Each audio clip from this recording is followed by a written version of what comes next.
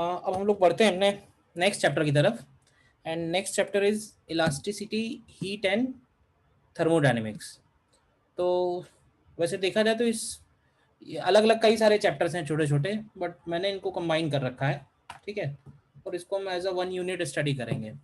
कई सारे छोटे छोटे चैप्टर्स हैं इसमें। जैसे पहला चैप्टर होगा इसमें इलास्टिसिटी। इलास्टिसिटी में हम लोग जो सॉलिड मेटल्स हैं उनके ऊपर फोर्सेस का क्या इफेक्ट है उसको थोड़ा स्टडी करेंगे। ठीक है ना, सॉलिड ऑब्जेक्ट्स के लिए। देन इसमें फिर आता है एक चैप्टर कैलोरीमेट्री। कैलोरीमेट्री में हम लोग ये स्टडी करते हैं किसी मटेरियल को कितना हीट दे रहे हैं तो उसका टेम्परेचर राइज क्या होगा, फेस चेंज कैसे होगा। बाकी सारे चैप्टर्स जो हैं फिर वो हीट से ही रिलेटेड हैं। कैलोरीमेट्री हो गया, थर्मल एक्सपेंशन हो गया, हीट ट्रांसफर हो गया, काइनेटिक थ्योरी ऑफ गैसेस हो गया, लॉ ऑफ थर्मोडायनेमिक्स हो गया। और बोलने की ज़रूरत नहीं है, सबसे इंपॉर्टेंट पार्ट में से है, समझ लो 11th का मोस्ट इंपॉर्टेंट पार्ट है। और सबसे ज़्यादा स्कोरिंग है क्योंकि बहुत ज़्यादा इसमें कुछ वेरिएशंस नहीं है। ठीक है ना, मतलब मैकेनिक्स कहीं ज़्यादा नहीं लगेगी, थोड़ी बहुत इलास्टिसिटी में यूज़ होगी। इसके बाद मैकेनिक्स का काम ख़त्म, एकदम फ्रेश समझ लो यूनिट है पूरा का पूरा। तो इलास्टिसिटी में हम लोग क्या देखने वाले हैं सबसे पहले। तो अगेन वैसे तो ये भी बहुत बड़ा टॉपिक है देखा जाए तो, डिटेल में जाए तो। सॉलिड्स के अंदर कौन कौन से फोर्सेस डेवलप हो रहे हैं, फोर्सेस लगाने पे कोई भी सॉलिड कितना फोर्स लगाने के बाद वो ब्रेक हो जा रहा है, वायर को एक्सटेंड कर रहे हैं, अलग अलग मटेरियल है। बट मेन मेन जो बेसिक बेसिक बातें हैं जिस पे हमें फोकस करना है वो देखते हैं। तो जैसे मान लेते हैं कि कोई भी मैंने कि सॉलिड बनाया हुआ है, और इमेजिन करो कि इस सॉलिड के ऊपर हमने क्या किया है, इसके ऊपर चारों तरफ से कुछ फोर्सेस लग रहे हैं। ठीक है, ठीक है, और अलग अलग फोर्सेस हैं, लेकिन ये सारे फोर्सेस इस तरह से लग रहे हैं कि इन सभी का रिजल्टेंट जीरो है। हो सकता है ऐसा कि नहीं हो सकता है? क्यों भाई, ढेर सारे फोर्सेस यस इसके सर। ऊपर लग रहे हैं, रिजल्टेंट हम जीरो ले रहे हैं। रिजल्टेंट जीरो इसलिए ले रहे हैं क्योंकि हम इसको इसका मोशन तो देखने नहीं वाले हैं, तो हमने रिजल्टेंट इसका जीरो ले लिया है। ठीक, अब मुझे ये बताओ कि ये सॉलिड पहले फ्रीली रखा हुआ था, और अब हमने इसको चारों तरफ से एक तरह से फोर्स लगाया है, कंप्रेस किया है, या जैसे भी एक्सपैंडिंग वाला फोर्स लगाया है। तो क्या इस सॉलिड के अंदर कुछ चेंजेस आए होंगे, ये बताओ सबसे पहले। कोई भी सॉलिड के ऊपर अगर हमने फोर्स लगाया है तो ये बताओ तुमने जो फोर्स लगाया है, और अगर वो सॉलिड रेस्ट पे है तो इसका मतलब है कि उस फोर्स को बैलेंस करने के लिए भी तो फोर्स लगा होगा। बोलो। Yes sir. इसको समझने के लिए तुम कैसे समझ सकते हो, इसको समझने के लिए तुम ऐसे समझो कि अगर एक डायग्राम लें, ये डायग्राम है। ठीक है, मतलब सॉलिड के अंदर जो आपस में बॉन्ड्स बने होते हैं ना, उन बॉन्ड्स को हम एक तरह से स्प्रिंग की तरह ट्रीट कर सकते हैं। सपोज करो कि स्प्रिंग का बहुत बड़ा स्ट्रक्चर है जैसे तुम्हें दिख रहा है, और हमने इसको फोर्स लगा के कंप्रेस किया है थोड़ा सा, मतलब फोर्स लगाया तो थोड़ा सा कंप्रेस हो गया। तो अब बताओ कि जो तुमने फोर्स लगाया क्या उसके अंदर भी फोर्सेस डेवलप हुए, एडिशनल फोर्सेस जो पहले नहीं थे यस। जब स्प्रिंग नेचुरल यस लेवल पे। सर। इसको बिल्कुल हम स्प्रिंग की तरह डील कर सकते हैं कि जैसे स्प्रिंग को हम लोग अगर दोनों तरफ से खींचते हैं तो जितना फोर्स हमने लगाया है कुछ देर के बाद जाके वो स्प्रिंग रेस्ट पे हो जाएगा। तो हमने जो फोर्स लगाया है और जो स्प्रिंग फोर्स लगा रहा है वो दोनों बैलेंस हो जाएंगे, एक्शन रिएक्शन बन जाएंगे। तो हम जो भी फोर्स लगा रहे हैं उसकी वजह से उस सॉलिड के अंदर भी फोर्सेस प्रोड्यूस हो रहे हैं। ठीक है, ये एक पॉइंट है। अब वो जो फोर्सेस प्रोड्यूस हो रहे हैं अगर हम उन फोर्सेस को स्टडी करें, तो मैं एक काम करता हूं, मैंने यहां पे एक इस सॉलिड के अंदर एक स्मॉल डिफरेंशियल एरिया लिया है। ठीक है ना, this is small differential area. और इस डिफरेंशियल एरिया पे जो लगने वाला फोर्स है, अब हमको ये तो मालूम नहीं कि कौन से डायरेक्शन में होगा, तो हमने उस फोर्स का कोई भी डायरेक्शन ले लिया। हाँ, अगर हम इस फोर्सेस के कंपोनेंट करें तो इस फोर्स का एक कंपोनेंट आएगा जो इस एरिया के परपेंडिकुलर होगा, उसको हम लोग बोलते हैं डी एफ एन, यानी एन फॉर नॉर्मल। और एक कंपोनेंट अगर हम लोग देखें तो टेंजेंशियल डायरेक्शन में आएगा, उसको हम लोग बोलते हैं डी एफ टी, यानी कि वो बन जाएगा टेंजेंशियल कंपोनेंट। बाहर निकाल के अगर डायग्राम बनाए फिर से और अच्छी तरह से समझने के लिए, तो ये वो एरिया था, इस एरिया का वैल्यू था डी ए। ठीक है, इसके ऊपर एक हम लोगों ने लगाया लिया DFN, ये हो गया नॉर्मल कंपोनेंट, और एक इधर की तरफ लिया है, ये है DFT। कोई भी जो फोर्स लग रहा होगा DA के ऊपर, जरूरी तो नहीं कि नॉर्मल की डायरेक्शन में लग रहा हो या टेंजेंशियल डायरेक्शन में लग रहा हो, मैं कहूंगा कहीं भी लग सकता है। तो कहीं भी लग रहा होगा अगर, तो उसके दो कंपोनेंट कर लिए, एक हो गया DFN और एक हो गया DFT। अब इनके नाम है, क्या क्या नाम है? तो DFN को हम लोग बोलते हैं, DFN बन जाएगा नॉर्मल, नॉर्मल और longitudinal component of force, normal और लॉन्गिट्यूडनल कंपोनेंट ऑफ फोर्स। और ये जो DFT है, इसको हम लोग बोलते हैं टेंजेंशियल, टेंजेंशियल और shear component of force, tangential और shear कंपोनेंट ऑफ फोर्स। तो अगर हम इस नॉर्मल कंपोनेंट ऑफ फोर्स में DA से डिवाइड करते हैं तो ये कहलाता है, this is called longitudinal stress, ठीक है। और अगर इसके shear कंपोनेंट में DA से डिवाइड करेंगे तो ये कहलाता है shear स्ट्रेस, ठीक है।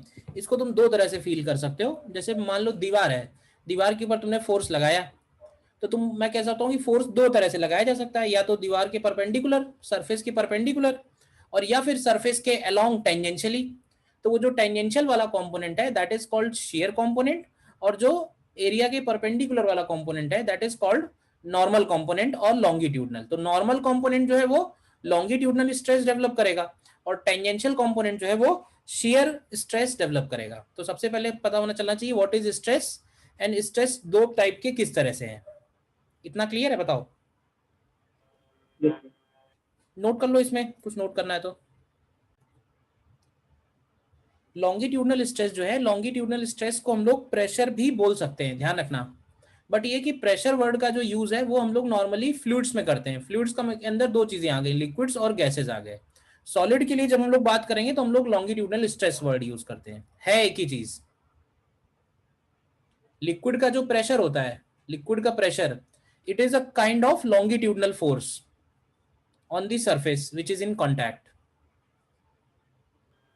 सर फ्लूइड में shear स्ट्रेस लग सकता है? क्या बोल रहे हैं, फिर से बोलिए। फ्लूइड में shear स्ट्रेस लग सकता है? हाँ, फ्लूइड्स में शियर स्ट्रेस लगता है जब हम विस्कस लिक्विड डिस्कस करते हैं। ओके।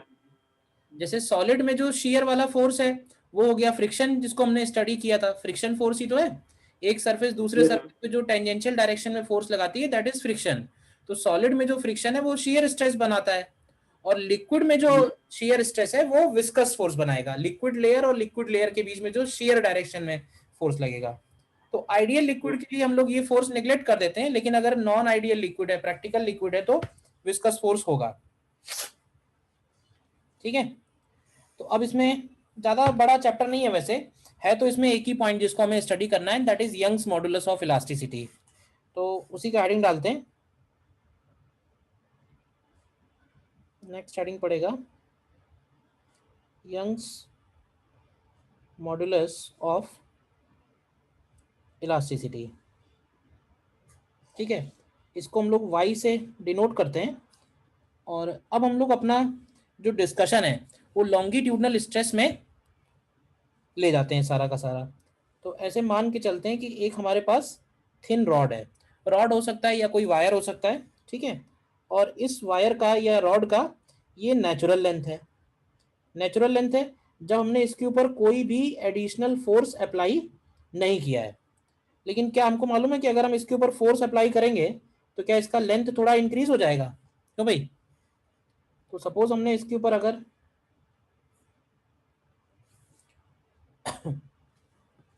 हम इसके ऊपर फोर्स अप्लाई करें इस डायरेक्शन में, पुलिंग फोर्स, देखना ध्यान से, ये जो पुलिंग फोर्स अप्लाई कर रहे हैं, ये पुलिंग फोर्स जो स्ट्रेस डेवलप करेगा उसको बोलते हैं हम लोग टेंसाइल स्ट्रेस। और टेंसाइल स्ट्रेस लगने की वजह से क्या होगा, इसके लेंथ में इंक्रीमेंट आएगा। तो अब इसका लेंथ हो जाएगा सपोज एल से बढ़ के एल प्लस डेल्टा एल। या फिर अगर हम इसका कंप्रेसिव फोर्स लगाएं, इधर की तरफ लगाएं यही फोर्स, तब ये जो फोर्स स्ट्रेस डेवलप करेगा इसको हम लोग बोलते हैं कंप्रेसिव स्ट्रेस। और कंप्रेसिव स्ट्रेस के केस में इसका जो लेंथ है वो हो सकता है डेल्टा एल कम हो जाएगा। देखो किसी भी सॉलिड के ऊपर अगर फोर्स लगाया जाए तो उसके शेप में थोड़ा बहुत चेंज तो आएगा ही ना। हालांकि अगर वो मेटल हुआ तो इतना चेंज नहीं आएगा कि मेटल की रॉड को खींच रहे हैं तो वो स्प्रिंग की तरह बढ़ जाएगी। बट अगर हम माइक्रोस्कोपिक लेवल पे जाएं तो कुछ ना कुछ चेंज तो जरूर आएगा, और उसी चेंज के बारे में ये पूरा का पूरा चैप्टर है, समझ लो। ठीक है, तो लॉन्गिट्यूडनल स्ट्रेस जो है वो दो टाइप का हो गया। लॉन्गिट्यूडनल स्ट्रेस या तो टेंसाइल नेचर का होगा या कंप्रेसिव नेचर का होगा, दोनों में फर्क क्लियर है सीधा सीधा, क्यों भाई। और अगर हम इस रॉड का क्रॉस सेक्शन एरिया ए ले लें तो हम यहाँ पे डिफाइन कर सकते हैं, यहाँ पे हम लोग बोलते हैं from Hooke's law. From Hooke's law we simply says कि stress is directly proportional to strain. तो यहाँ पे हम लोग बोलेंगे कि longitudinal stress, longitudinal stress is directly proportional to longitudinal strain. ठीक है, और यहाँ पे स्ट्रेस को हम लोग लिखेंगे फोर्स अपॉन एरिया। तो यहाँ बोलेंगे कि फोर्स अपॉन एरिया प्रोपोर्शनल होगा, स्ट्रेन क्या होता है, स्ट्रेन होता है delta L by L. Strain एक डायमेंशनलेस क्वांटिटी है, क्यों भाई, डायमेंशनलेस यूनिटलेस क्वांटिटी है। तो डेल्टा एल यानी इंक्रीज और डिक्रीज इन लेंथ, दोनों ही केस में डेल्टा एल ही लिखेंगे, डेल्टा एल बाई एल। और यहाँ पे जो प्रोपोर्शनलिटी कांस्टेंट आता है उसी प्रोपोर्शनलिटी कांस्टेंट को हम उस मटेरियल का यंग्स मॉडुलस ऑफ इलास्टिसिटी बोलते हैं। ठीक है ना, या यहाँ से लिख सकते हैं इसको इस तरह से कि y is equal to F L upon A delta L, चाहे जैसे याद रखो, बस याद रखो।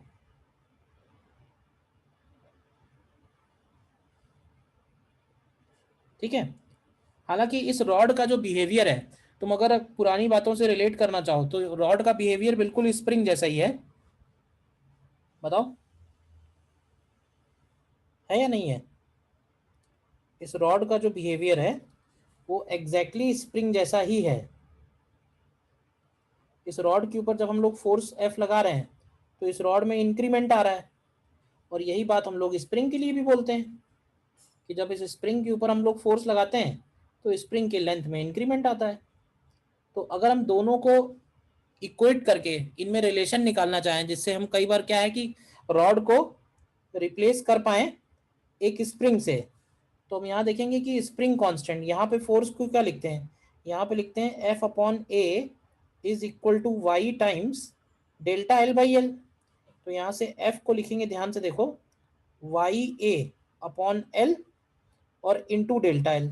तो ध्यान से देखो ये जो फोर्स है ये डेल्टा एल के प्रोपोर्शनल है, सॉरी ऐसे बोलना चाहिए, डेल्टा एल जो है वो फोर्स के प्रोपोर्शनल है। और यहाँ पे जो प्रोपोर्शनलिटी में आ रहा है ये कांस्टेंट आ रहा है, और ये कांस्टेंट किस किस बात पे डिपेंड कर रहा है, ये कांस्टेंट डिपेंड कर रहा है, रॉड की प्रॉपर्टी है, रॉड की लेंथ पे डिपेंड कर रहा है, रॉड के क्रॉस सेक्शन एरिया पे डिपेंड कर रहा है, और रॉड के यंग्स मॉडुलस ऑफ इलास्टिसिटी पे डिपेंड कर रहा है। यही चीज यहाँ लिखते हैं, तो यहाँ पे हम लोग बोलते हैं कि F इज इक्वल टू के इंटू एक्स। तो ये बोल सकते हैं कि ये जो कांस्टेंट हम लोगों ने निकाला है, तो इसको कई बार हम लोग बोल देते हैं this is equivalent spring constant. Equivalent spring constant से मतलब ये है कि अगर हमें कभी रॉड को रिप्लेस करना पड़ा किसी प्रॉब्लम में स्प्रिंग से, तो हम लोग कर सकते हैं, उसका इक्विवेलेंट कांस्टेंट हमें ध्यान रखना है। तो उसका इक्विवेलेंट कांस्टेंट क्या है, simply Y A upon L. बताओ यहाँ तक पहले क्लियर है, यस। देखो नोट करो। इसमें परमानेंट वो आएगा ना, मतलब परमानेंट डिफॉर्मेशन। अभी हम उस पर बात करेंगे कि कब परमानेंट डिफॉर्मेशन आएगा और कब परमानेंट डिफॉर्मेशन नहीं आएगा, बट फोर्स तो लगेगा ही ना। स्प्रिंग फोर्स किधर की तरफ लग रहा है, स्प्रिंग फोर्स अंदर की तरफ लग रहा है, ध्यान से देखो। तो वो जो स्प्रिंग फोर्स है वो एक तरह से रीस्टोरिंग फोर्स ही तो हुआ, spring tries to restore to its original length. Similarly rod में भी क्या होगा, एक पर्टिकुलर लिमिट तक, देखो बहुत ज्यादा फोर्स लगा दोगे तो रॉड टूट ही जाएगी। हम अभी उसकी बात नहीं कर रहे हैं, अभी हम बात कर रहे हैं जब हमने फोर्स थोड़ा कम लगाया हुआ है, उस पर्टिकुलर वैल्यू से कम है, तो उस केस में इसके अंदर इलास्टिक प्रॉपर्टीज होंगी और उस केस में रिस्टोरिंग फोर्स लगेगा इसके ऊपर। ठीक है ना, अभी जो तूने बात बोली है उसको अभी हम लोग करेंगे डिस्कस डिटेल में। ठीक है, देन सेकेंड पॉइंट में, अब देखो जैसे ये रॉड की जो है वो स्प्रिंग की तरह बिहेव कर रही है, तो हम ऐसे बोल सकते हैं क्या कि इसके अंदर एनर्जी भी स्टोर होगी। तो इसके अंदर जो एनर्जी स्टोर है उसको भी हम लोग यही बोलते हैं, this is elastic potential energy. तो कितनी एनर्जी स्टोर्ड है अगर हमें निकालना है तो क्या करना चाहिए, तो देखो अगर हमने इसको स्प्रिंग से रिप्लेस कर दिया है तब तो हमें कुछ करने की जरूरत ही नहीं है, हम डायरेक्टली जानते हैं कि स्प्रिंग के अंदर कितनी एनर्जी स्टोर होती है। क्यों भाई, अगर ओके। हमने स्प्रिंग को x डिस्टेंस एक्सपैंड किया है तो स्प्रिंग के अंदर एनर्जी कितनी स्टोर है, हाफ के एक्स स्क्वायर। तो चाहो तो तुम k की वैल्यू निकाल लो y a बाई एल से और हाफ के एक्स स्क्वायर में रख दो, तो सीधे सीधे तुमको एनर्जी मिल जाएगी। नहीं तो इसके लिए एक दूसरा फॉर्मूला पॉपुलर है, वो दूसरा फॉर्मूला क्या है वो भी देख लेते हैं। तो k की जगह लिख दो वाई ए अपॉन एल और डेल्टा एक्स की जगह डेल्टा एल कर दो, x की जगह डेल्टा एल कर दो। तो देखो इसको मैं ऐसे लिखने वाला हूँ, ध्यान से देखना, हाफ ऑफ, अब देखो वाई ए अपॉन एल की जगह क्या हम लोग इसको जरा रीअरेंज करो तो ऐसे लिख सकते हैं क्या इसको, force upon A into delta L upon L और इंटू ए इंटू एल। देखो ऐसा इसलिए लिखा है क्योंकि ये जो पहला वाला ब्रैकेट है ये कहलाता है स्ट्रेस, दूसरा वाला जो ब्रैकेट है ये कहलाता है स्ट्रेन और तीसरा वाला जो ब्रैकेट है ये कहलाता है वॉल्यूम। तो एनर्जी स्टोर्ड का एक फॉर्मूला हमारे पास और है, energy stored in a rod is equal to half of stress into strain into volume. Formula वहीं से आया है, हाफ के एक्स स्क्वायर से, मैंने डिराइव नहीं किया है, डायरेक्टली लिख दिया हाफ के एक्स स्क्वायर। देख लो इसको तुम रीअरेंज करके, वाई ए अपॉन एल की जगह हम लोग एफ अपॉन डेल्टा एल लिख सकते हैं ना, वाई ए अपॉन की जगह एफ अपॉन डेल्टा एल, तो एक डेल्टा कैंसिल हो जाएगा और फिर a इंटू एल का न्यूमरेटर और डिनोमिनेटर में मल्टीप्लाई कर दो, तो एक a दे दो f के साथ, l दे दो डेल्टा एल के साथ और ऊपर a इंटू एल बच जाएगा। फॉर्मूला आ जाएगा half of stress into strain into volume, this is elastic potential energy stored. Third एक पॉइंट है which is called Poisson's ratio.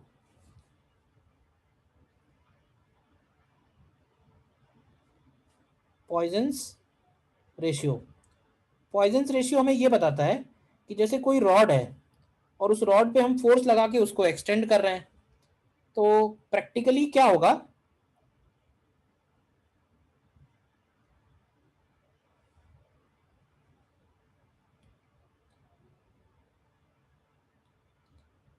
Practically क्या होगा कि जब हम इसके ऊपर फोर्स लगाएंगे तो अगर इसका इनिशियल लेंथ एल है, ध्यान से देखना, और इसका डायमीटर ऑफ क्रॉस सेक्शन अगर डी है, तो जब हम इसके ऊपर फोर्स लगा के इसको पुल करेंगे तो क्या इसका लेंथ बढ़ेगा, क्यों भाई बताओ।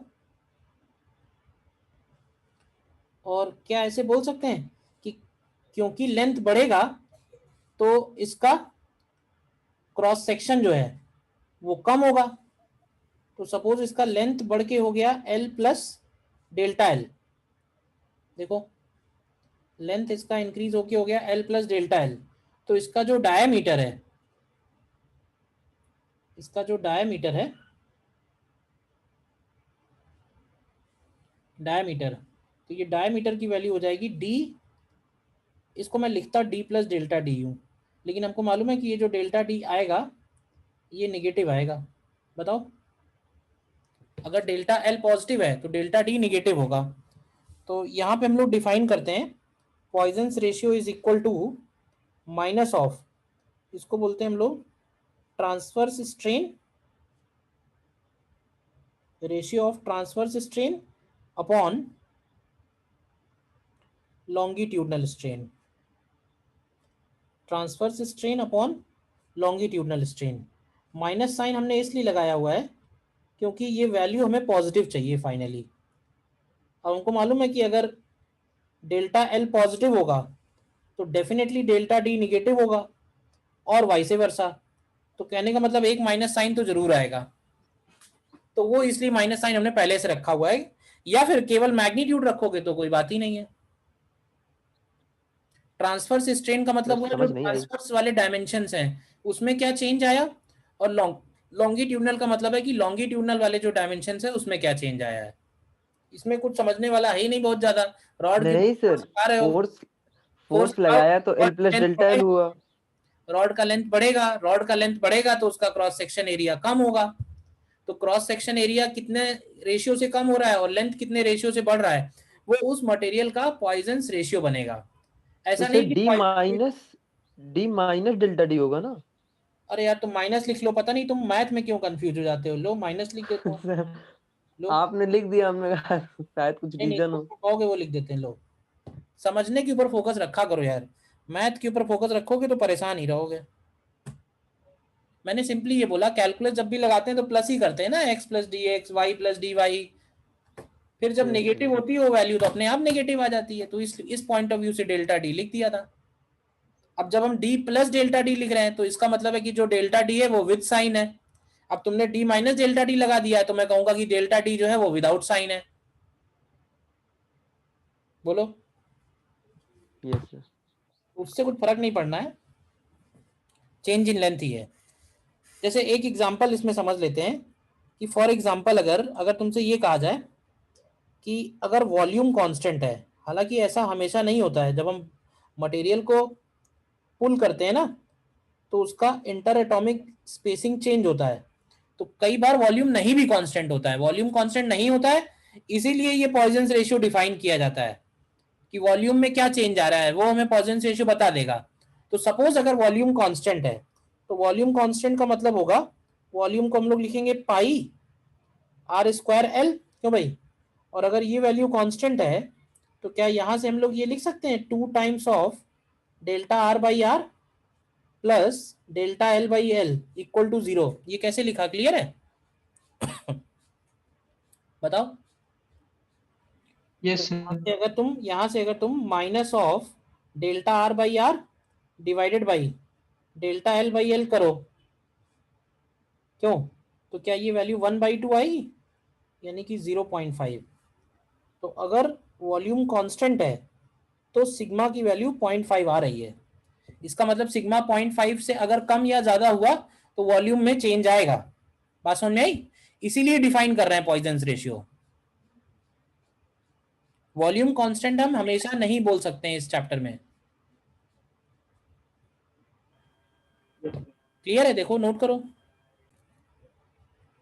ठीक है। तो नेक्स्ट पॉइंट में फिर आते हैं कि अगर हम मटेरियल पे कंटिन्यूअसली फोर्स बढ़ाते हैं तो उसका स्ट्रेस और स्ट्रेन किस तरह से चेंज होता है, उसको हम लोग स्टडी करते हैं स्ट्रेस स्ट्रेन कर्व में, ठीक है। तो अगर तुम अच्छे कॉलेज में पहुंचे तो वहाँ एक्सपेरिमेंट होगा ये वाला, और ये स्ट्रेस स्ट्रेन कर्व जो है वो मतलब मुझे जो याद है इतना बढ़िया एक्सपेरिमेंट था ये। इसमें कुछ करना नहीं होता है, इसमें मशीन अपने आप ग्राफ भी ड्रॉ कर देती है, अपने आप फोर्स भी लगाती है रॉड के ऊपर, ठीक है ना, और वो जिस पॉइंट पे ब्रेक होता है वो पॉइंट भी नोट कर लेती है, मतलब हमें कुछ नहीं करना है, ठीक है। तो स्ट्रेस स्ट्रेन कर्व आता कैसा है वो जरा समझ लो और उसकी प्रॉपर्टीज क्या क्या है। तो जैसे मान लो ये कर्व है, ठीक है, इसमें ध्यान से देखो वाई एक्सिस पे लिया हुआ है स्ट्रेस और एक्स एक्सिस पे लिया हुआ है स्ट्रेन, ठीक है। तो इसमें जब हम शुरुआत में फोर्स बढ़ाते हैं, ये मान लो हमने किसी के ऊपर एक्सपेरिमेंट किया है, let's say this is example for steel, ठीक है ना, स्टील का एक रॉड है जिसके ऊपर हमने एक्सपेरिमेंट किया है, ठीक। तो होता क्या है कि शुरुआत में जब हम फोर्स लगाते हैं तो जो फोर्स हम लोगों ने लगाया है और जो एक्सटेंशन आया है वो दोनों प्रोपोर्शनल होते हैं, ठीक है। और वो प्रोपोर्शनल ऐसा नहीं कि हमेशा ही होगा प्रोपोर्शनल, तो उस प्रोपोर्शनल का अपना एक लिमिट है कि प्रोपोर्शनल सिर्फ पॉइंट ए तक ही वैलिड है। तो ओ से लेके ए तक का जो रीजन है इसको हम लोग बोलते हैं this is proportional limit, proportion limit, और इसमें और लिख सकते हैं कि in which Hooke's law is valid. Hooke's law में हम लोग क्या बोलते हैं, हुक्स लॉ में बोलते हैं ना कि stress is directly proportional to strain. तो stress is directly proportional to strain ऐसा नहीं है सारी वैल्यूज के लिए, एक सर्टेन वैल्यू तक, किस पॉइंट तक वैलिड है वो हमें ध्यान रखना है। तो वो पॉइंट क्या कहलाता है, वो पॉइंट ग्राफ में पॉइंट ए है, तुम ध्यान से देखो। तो स्ट्रेस और स्ट्रेन का जो ग्राफ है इस पर्टिकुलर पॉइंट तक तुम देखो तो क्या ये स्ट्रेट लाइन है, क्यों भाई बताओ पहले, ओ से ए तक का पॉइंट क्लियर है। Yes. अब अगर हम और फोर्स बढ़ाते हैं तो क्या होता है, तो जब हम और फोर्स बढ़ाते हैं, ठीक है, तो क्या होता है कि ये जो प्रोपोर्शनल वाली बात है ये खत्म हो जाती है, मतलब stress is not directly proportional to strain. फिर क्या होता है कि थोड़ा स्ट्रेस बढ़ाने में भी स्ट्रेन ज्यादा आ रहा है, तुम देखो ध्यान से, है या नहीं है, मतलब फिर एक्सटेंशन आसानी से होने लगेगा, तेजी से एक्सटेंशन होगा, ऐसे बोलना चाहिए। और यहां पे एक पॉइंट बना हुआ है बी, तो ये जो ओ से लेके बी तक का रीजन है इसको हम लोग बोलते हैं दिस इज इलास्टिक लिमिट, ठीक है, इलास्टिक लिमिट बोलते हैं। और ये जो पॉइंट बी है इसका लिखा ही हुआ है this point B is called yield limit. Yield limit का मतलब ये है कि अगर हम पॉइंट बी तक उस ऑब्जेक्ट को ले गए और वहां तक ले जाने के बाद हमने वो फोर्स हटा लिया तो क्या होगा कि वो वापस अपने ओरिजिनल लेंथ में रिस्टोर हो जाएगा। देखो फोर्स लगाया बॉडी में डिफॉर्मेशन हुआ, फोर्स हटाया बॉडी ने ओरिजिनल शेप रिगेन कर लिया, तो this property is called elasticity.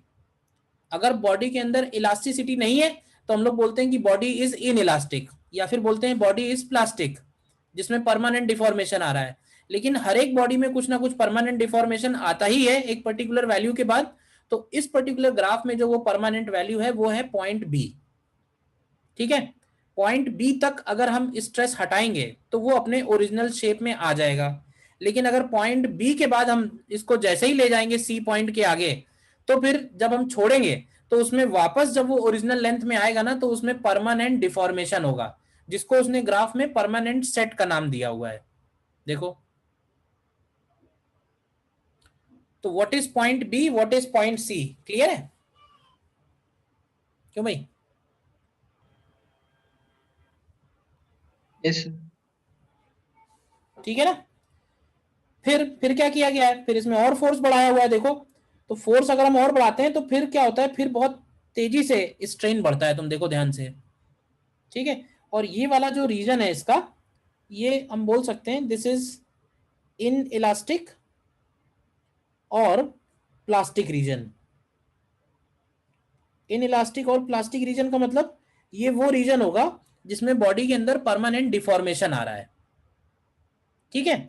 और उसके बाद ई इज फ्रैक्चर पॉइंट, तो फ्रैक्चर पॉइंट क्या बनेगा क्यों भाई? ब्रेक डाउन हो गया। पॉइंट हो गया जहां पे जाके वो ब्रेक हो जा रहा है, ठीक है ना। Yes. तो ये जो ग्राफ है ऐसा नहीं है कि सारे मटेरियल्स के लिए ऐसा ही ग्राफ बनेगा, ये मत याद कर लेना। मैंने तुम्हें पॉइंट्स कुछ कुछ बताए हैं कि इन पॉइंट्स का मतलब क्या है। हर एक मटेरियल के लिए ये जो पॉइंट्स आएंगे ये अलग अलग आएंगे। ये ग्राफ शायद एनसीईआरटी से लिया है, स्टील का ही है शायद ये ग्राफ, ठीक है ना। अलग अलग मटेरियल के लिए अलग अलग आएगा। जैसे हम लोग क्या करते हैं, मटेरियल्स को अगर डिवाइड करें, कुछ मटेरियल्स के बारे में भी हमें पता होना चाहिए, तो हम ऐसे बोल सकते हैं कि ये जो सी से लेके डी तक का रीजन है ये हमको डिफाइन करेगा कि मटेरियल जो है वो दो पार्ट में डिवाइड कर सकते हैं। एक बोल सकते हैं कि मटेरियल जो है वो ब्रिटल है, और एक बोल सकते हैं कि मटेरियल जो है वो डक्टाइल है। इनमें क्या फर्क है, सुना है ये नाम, नहीं सुने?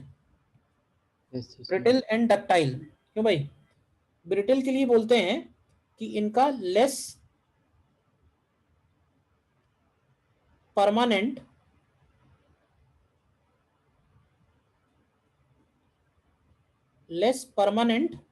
Deformation reason.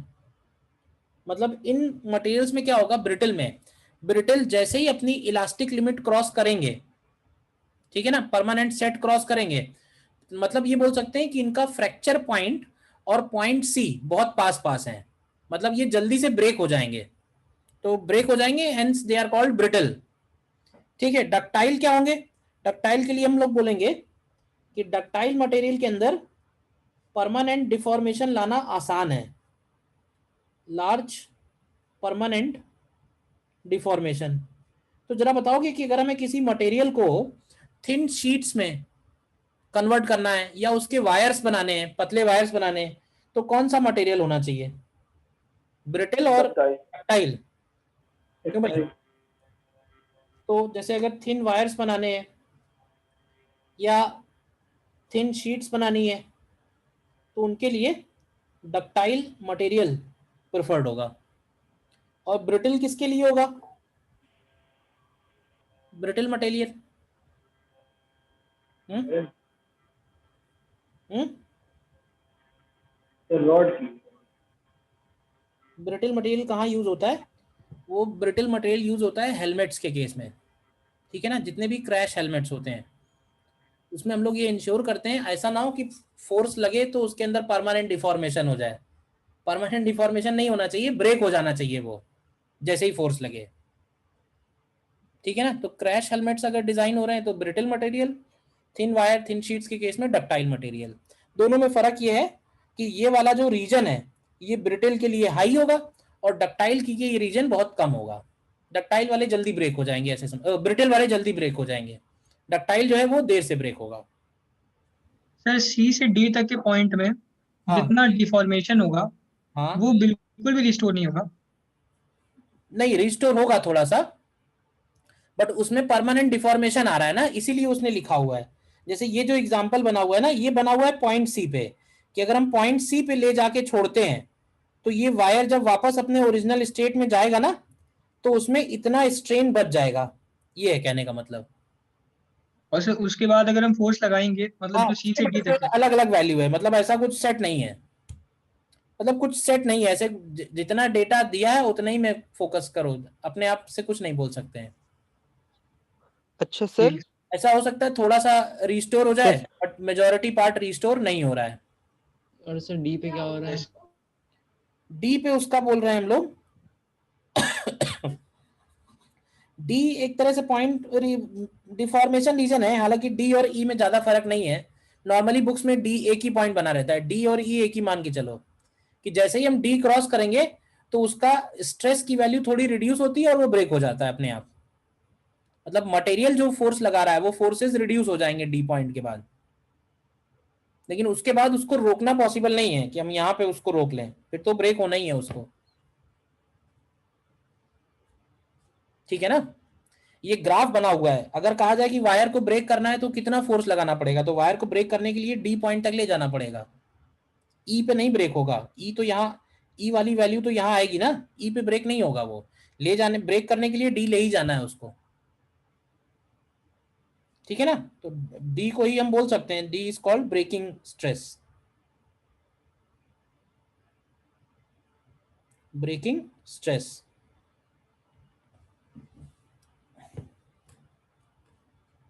ठीक है। अच्छा, ये जो मैंने ग्राफ बनाया ये है स्टील के लिए, लेकिन अगर हम इसी तरह का सिमिलर ग्राफ रबर के लिए बनाएं तो क्या कहोगे? अगर हम यही ग्राफ रबर के लिए बनाएं, स्ट्रेन और स्ट्रेस के केस में, क्यों भाई? तो रबर के लिए अगर तुम ये ग्राफ बनाओगे तो क्या होगा कि रबर के केस में डिफॉर्मेशन बहुत तेजी से बढ़ेगा। मतलब रबर के केस में ये जो वैल्यू आती है यहाँ पे, ये ऐसे समझ लो कि 8 टाइम तक आ जाएगी, मतलब रबर को उसके ओरिजिनल लेंथ से 8 टाइम तक हम 8 टाइम्स तक उसको हम एक्सटेंड कर सकते हैं, ठीक है ना। और इसमें हम लोग ये बोलते हैं कि जब हम एक्सटेंड करते हैं इसको और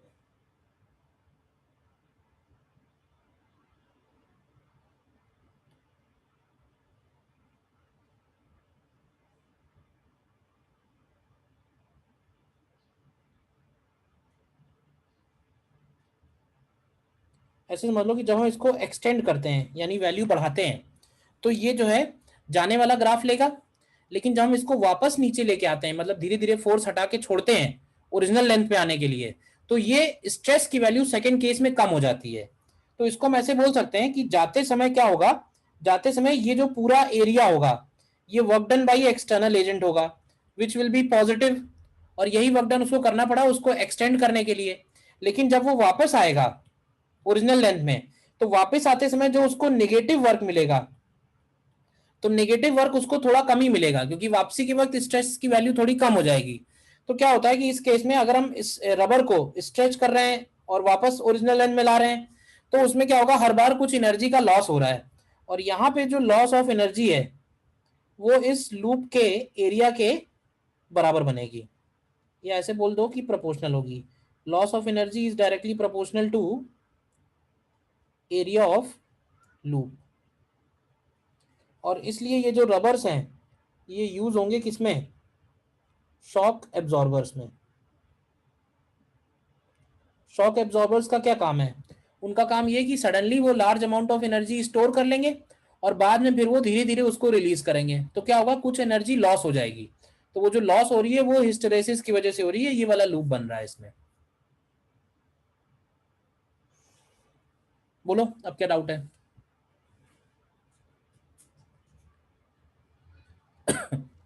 सर हाँ।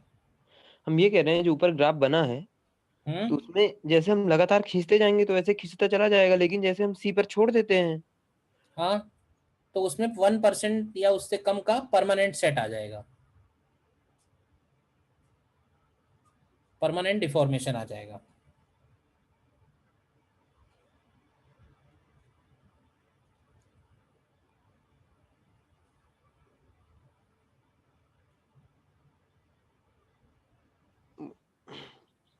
सर जो लॉस ऑफ एनर्जी हो रहा है सर, हाँ। ये मतलब एनर्जी जा कहाँ रही है? अरे क्या हो गया, सर एनर्जी जा कहाँ रही है? एनर्जी जा कहाँ रही है, एनर्जी सराउंडिंग में जा रही है। ऐसे मान लो कि तुमने किसी स्प्रिंग को खींचा और वापस फिर तुमने स्प्रिंग वापस पीछे ले गए, तो जब तुम वापस पीछे ले जाते हो ना तो स्प्रिंग फोर्स थोड़ा रिड्यूस हो जाता है। मतलब रबर के केस में ये वाली वैल्यू आ रही है, एक्सटेंड करते समय स्ट्रेस इतना लग रहा है, ठीक है, लेकिन जब हम वापस पीछे ला रहे हैं तो इस पर्टिकुलर वैल्यू पे स्ट्रेस की वैल्यू ये है। तो एक्चुअली जाते समय पॉजिटिव वर्क डन जाता है, आते समय पॉजिटिव वर्क डन कम है, नेगेटिव वर्क डन कम है, जिसकी वजह से difference of work done is equal to loss. तो वो ठीक सराउंडिंग में है, डिसिपेट हो गई और क्या। ठीक सर।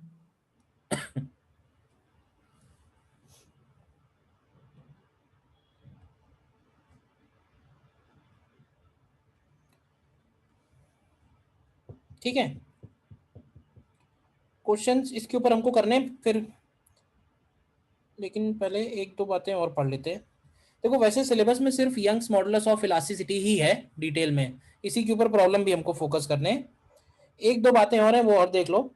अगले टाइप का मॉडुलस है जिसको हम लोग बोलते हैं modulus of rigidity, modulus of rigidity जिसको हम लोग शियर मॉडुलस भी बोलते हैं, मॉडुलस ऑफ रिजिडिटी जिसको हम लोग शियर मॉडुलस भी बोलते हैं, या इसको हम लोग कोफिशिएंट ऑफ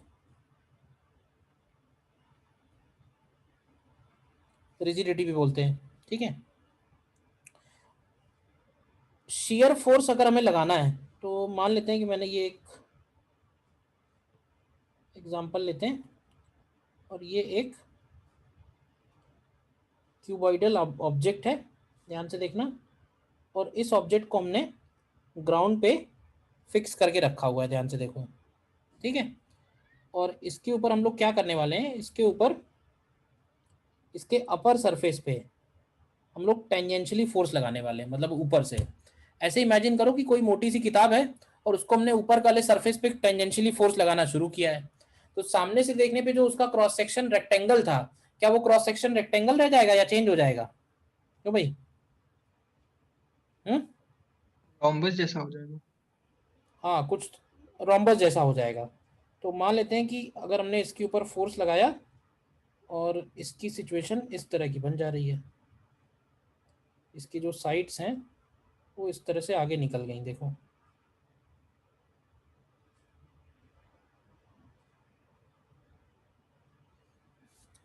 ठीक है, फोर्स लगाया और ये स्लाइटली डिस्टर्ब हो गया, तो ये शेयर का केस बन रहा है, शेयर डिस्टॉर्शन का।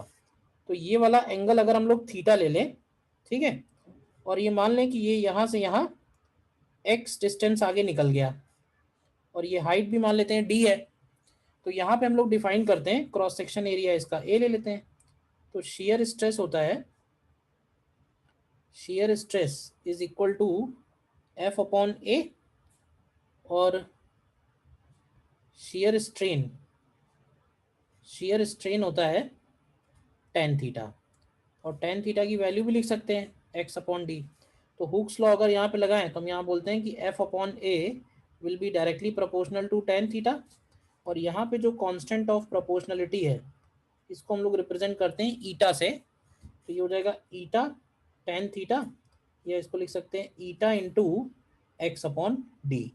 This eta is called coefficient of rigidity, या इसको बोल सकते हैं मॉडुलस ऑफ रिजिडिटी, या इसको बोल सकते हैं शेयर मॉडुलस, एक ही मतलब है, ठीक है ना। This is modulus of rigidity, ठीक है, या फिर इसको बोल सकते हैं शेयर मॉडुलस। बस इसका इंट्रोडक्शन ध्यान रखो, बाकी क्वेश्चंस नहीं पूछे गए, यंग्स मॉडुलस ही लिखा हुआ है केवल सिलेबस में।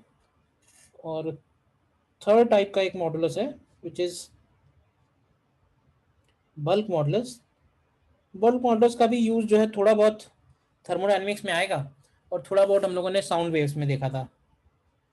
बल्क मॉडुलस क्या है? बल्क मॉडुलस भी इसी तरह से समझ सकते हैं, जैसे मान लेते हैं कि लिक्विड है, लिक्विड या फिर गैसेस। तो मान लेते हैं कि ये लिक्विड है और इसके ऊपर हमने चारों तरफ से फोर्सेस लगाए, ध्यान से देखो। एक्चुअली लिक्विड में जो फोर्सेस लगते हैं उसी को हम लोग प्रेशर बोलते हैं। तो ऐसे मान लेते हैं कि इस पे चारों तरफ से प्रेशर लग रहा है, प्रेशर की वैल्यू भी फोर्स अपॉन एरिया ही होती है, देखो।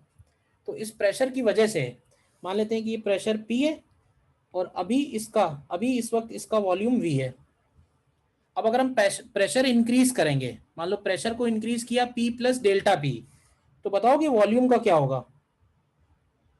क्यों भाई? v माइनस डेल्टा मतलब, या v प्लस डेल्टा। कम हो जाएगा। प्रेशर अगर हम इंक्रीज कर रहे हैं, तो अगर हमने प्रेशर इंक्रीज किया है और ये वाला जो केस है अंदर जो बनाया हुआ है वो हो गया मान लो P प्लस डी, तो इसके वॉल्यूम के बारे में क्या कहेंगे? क्या वॉल्यूम इसका रिड्यूस हो जाएगा ना? तो मान लेते हैं कि इसका वॉल्यूम हो जा रहा है V प्लस डी। अब फिर तुम कहोगे सर प्लस क्यों लिख दिया है? अरे वो लिखा रहने दो, डीवी निगेटिव आएगा, ऐसे समझ लो। अगर डीपी पॉजिटिव है तो डीवी निगेटिव होगा। तो यहाँ पे हम लोग बोलते हैं volume stress, volume stress define करते हैं डीपी से, और वॉल्यूम स्ट्रेन, तो वॉल्यूम स्ट्रेन की वैल्यू बन जाती है minus of DV upon V, ठीक है। अब यहाँ माइनस लगा दिया है क्योंकि डीवी निगेटिव है, जिससे ये वैल्यू पॉजिटिव आ जाए। तो फ्रॉम हुक्स लॉ क्या बोलेंगे कि dp is directly proportional to minus of dv over v। तो यहां से हमको मिल जाता है that dp is equal to minus b into dv over v। Stress is directly proportional to strain, या फिर बल्क मॉडुलस की वैल्यू लिखनी हो तो ये हो जाएगा dp upon minus of dv over v,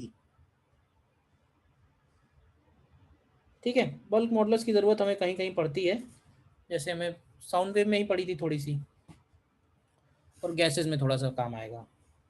एक टर्म और डिफाइन करते हैं, compressibility. Compressibility and compressibility is basically reciprocal of bulk modulus. Compressibility is defined as reciprocal of bulk modulus. बस इतना ही है, शेयर मॉडुलस, यंग्स मॉडुलस और bulk modulus.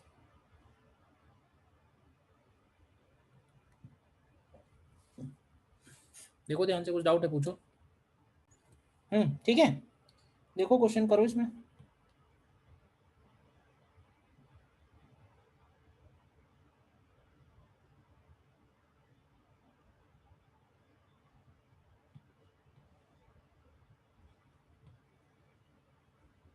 देखो एक सिंपल क्वेश्चन है, निकालो इसका आंसर।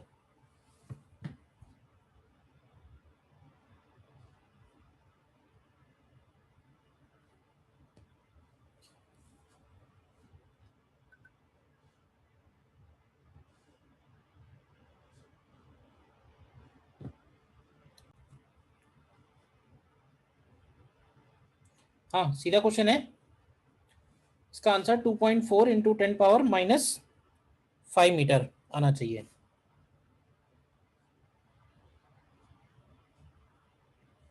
कर लिया ना, सीधा सीधा फॉर्मूला बेस्ड है भाई। F upon A is equal to Y times delta L by L. तो हमें डेल्टा एल निकालना है, तो ये हो जाएगा F into L upon A into Y. तो रख दो सब वैल्यूज, 4.8 kg हो जाएगा 4.8 इंटू 10, एल की जगह हो जाएगा 2 divided by area of cross section की जगह 0.2 10⁻⁻4 और y की जगह 2 इंटू 10⁻11। तो it comes out 2.4 into 10⁻⁻5 metre. कोई डाउट इसमें?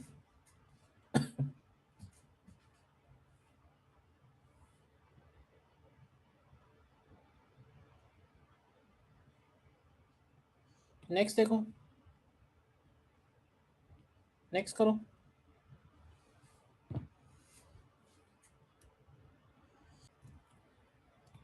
निकाला इसमें one end of a nylon rope, length given है 4.5 and diameter 6 mm is fixed to a tree limb. A monkey weighing 100 Newton jumps to catch the free end and stays there. Find the elongation of the rope. तो delta L तो निकल आएगा सीधे, यही करना है, F L upon A into Y. तो F की जगह हो जाएगा 100 न्यूटन, एल की जगह हो जाएगा 4.5 metre divide by cross section. अब डायमीटर दिया हुआ है 3 mm, तो क्रॉस सेक्शन हो जाएगा पाई आर स्क्वायर। तो pi into 3 into 10⁻³ whole square, और y की जगह 4.8 इंटू 10⁻11। बोलो, तो अगर तुमने ये वैल्यू निकाली होगी तो ये आनी चाहिए 3.32 10⁻⁻5 मीटर। ठीक है। Now Poisson's ratio, Poisson's ratio क्या होता है? पॉइजन्स रेशियो होता है minus of delta D by D upon delta L by L. तो यहाँ से डेल्टा डी अपॉन डी की वैल्यू कितनी आ जाएगी? तो ये हो जाएगा 0.2 into 3.32 10⁻⁻5 and divided by length, length कितना है 4.5 मीटर। तो यहाँ से अगर तुम डेल्टा डी निकालोगे डी मल्टीप्लाई करने के बाद, तो ये आएगा 8.8 10⁻⁻9 मीटर। देखो कर लिया है, कोई डाउट है बताओ?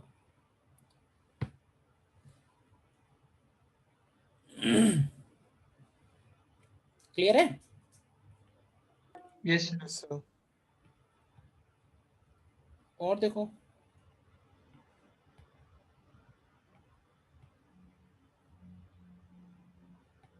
नेक्स्ट देखो,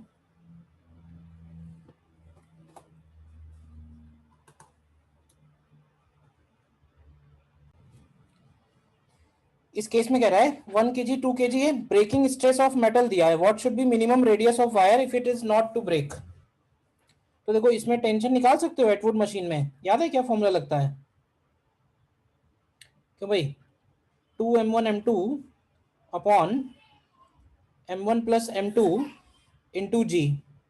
तो ये वैल्यू आ जाएगी 2 into 1 into 2 upon 1 plus 2 into 10।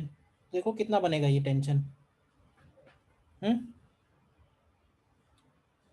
ये टेंशन शायद आएगा 40/3 न्यूटन, ठीक है।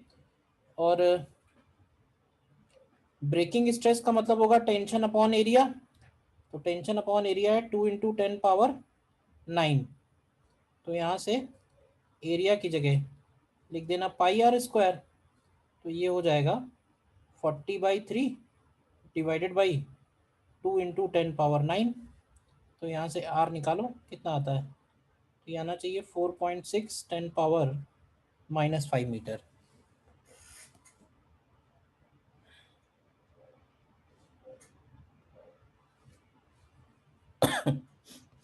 बोलिए।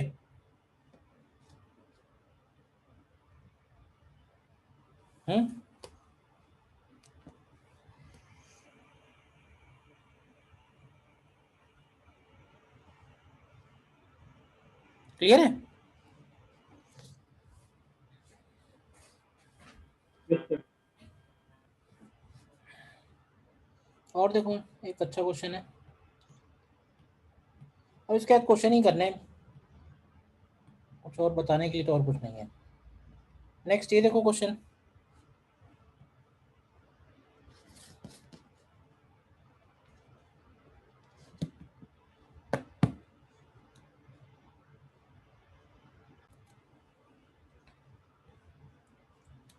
नेक्स्ट वाले क्वेश्चन में कह रहा है एक रॉड है और उस रॉड को हमने सीलिंग से हैंग कर रखा है,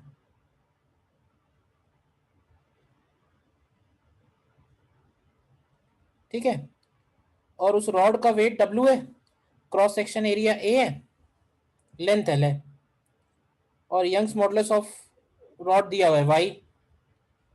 तो बेसिकली इस केस में कोई अलग से मास नहीं लटका हुआ है, उस रॉड का खुद का ही वेट है और वो अपने ही वेट की वजह से एक्सटेंड होगी। लेकिन अब ये बताओ उसके खुद के वेट की वजह से हर जगह का टेंशन सेम होगा कि अलग अलग होगा रॉड में? अलग होगा सर। अलग अलग होगा ना।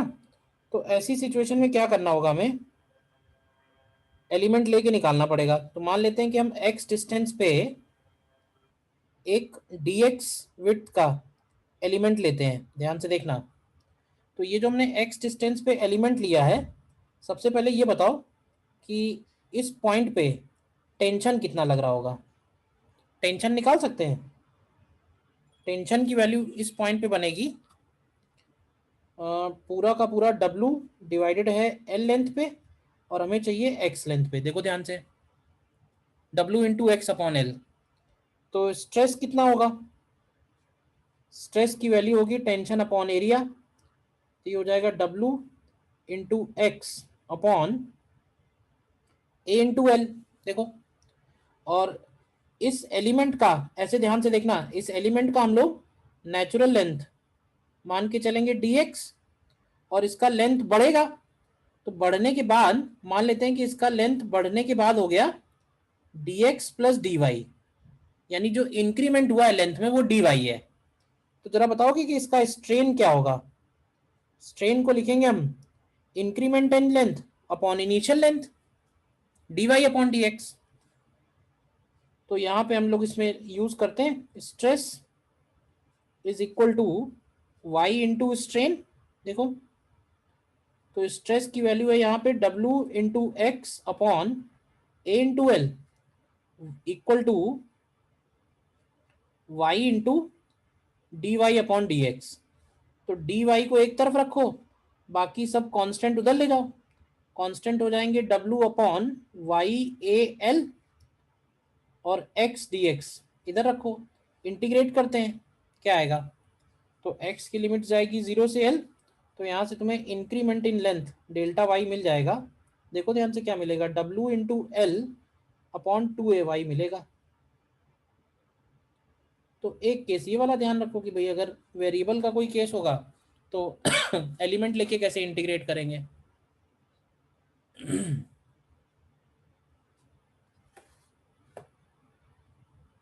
बोलिए, क्लियर है? यस। इसी में ये भी पूछ सकता था कि इस रॉड में एनर्जी कितनी स्टोर्ड है। तो एनर्जी स्टोर निकालने के लिए भी हमें ये देखना होता कि इस एलिमेंट में कितनी स्टोर्ड है। तो इस एलिमेंट की एनर्जी लिखते हैं half of stress into strain into volume, और फिर उस एनर्जी को इंटीग्रेट करते हैं। हर पॉइंट पे फोर्स अलग होने की वजह से ऐसा करना पड़ा। तो ये बात क्लियर है ना कि ऐसा क्यों कर रहे हैं ये पूरा?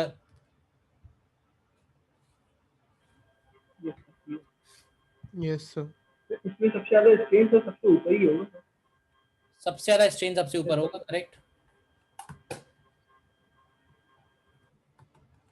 ठीक है, तो अब क्वेश्चन इसके तुम कर लेना HCV में। तो अगर कुछ बचा हुआ है तो क्वेश्चंस के थ्रू डिस्कस हो जाएगा। क्वेश्चन इसमें तुम्हें HCV में कर सकते हो, सब मैकेनिकल प्रॉपर्टीज ऑफ मैटर वाला जो चैप्टर है उसमें एक्सरसाइज में question number 1 to question number 14। ठीक है।